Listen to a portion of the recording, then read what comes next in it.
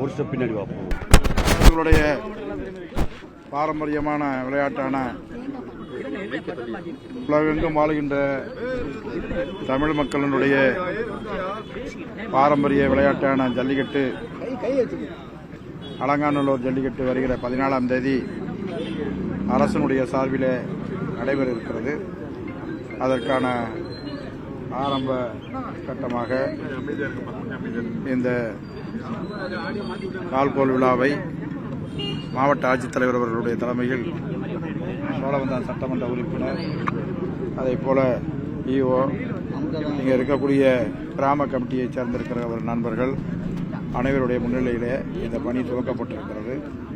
எப்போதும் போல் அலங்காநல்லூர் ஜல்லிக்கட்டை பொறுத்தளவு மிக சிறப்பாக ஏற்பாடு செய்யப்பட்டு வருகிறது. அந்த ஜல்லிக்கட்டு நிச்சயமாக தமிழகத்தினுடைய முதலமைச்சர் அவர்கள் எப்போதும் தமிழர்களுடைய உணர்வை, பாரம்பரியத்தை காப்பாற்றக்கூடியவர் என்பது இந்த நாட்டு மக்களுக்கு தெரியும். எனவே எல்லாருடைய எண்ணங்களுக்கு ஏற்ப இந்த ஜல்லிக்கட்டு சிறப்பாக நடைபெறும். சார், இந்த வருஷம் எவ்வளவு மாடு வைக்க போறோம்? போன வருஷம் மாட்டுக்கு தங்க காசு கொடுத்தீங்க, எல்லா மாட்டுக்கும். அந்த மாதிரி இந்த வருஷம் என்னென்ன பரிசு பொருட்கள் பிளான் பண்றோம்? அது கிராமம் பொறுத்து, கிராம சூழ்நிலை அன்னைக்கு என்ன இருக்கோ அதை அறிவிப்போம். எல்லாமேங்க அது அன்னைக்கு தான் சொல்ல முடியும். அன்னைக்கு எப்படி இருக்கோ, யாரெல்லாம் ஸ்பான்சர் பண்ணுறாங்க, யாரெல்லாம் இது கிராமத்திலிருந்து எல்லாருடைய உதவியோட அதோட அரசும் சேர்ந்து அதுக்கான ஏற்பாடை பண்ணோம். அதனால் சிறப்பாக நடைபெறுன்ற போது எல்லாம் உள்ளடக்கமாக இருக்கும். அதில் எந்த மாற்றமும் இல்லை. அதனால் இதுவும் அதே போல் அவனியாபுரம், பாலமேடு, இது மூன்றுமே அரசுடைய ஜல்லிக்கட்டு. எனவே இது காலந்தொட்டு பாரம்பரியமாக நடைபெறக்கூடிய இந்த ஜல்லிக்கட்டும் அது தொடர்ந்து அப்படியே நடைபெறும்.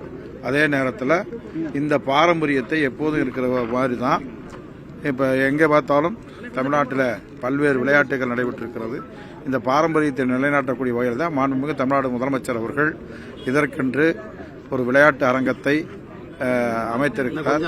அது வருகிற 23ஆம் தேதி அல்லது 24ஆம் தேதி அது திறப்புலா நடைபெற இருக்கிறது என்பதனை தெரிவித்துக் கொள்கிறேன்.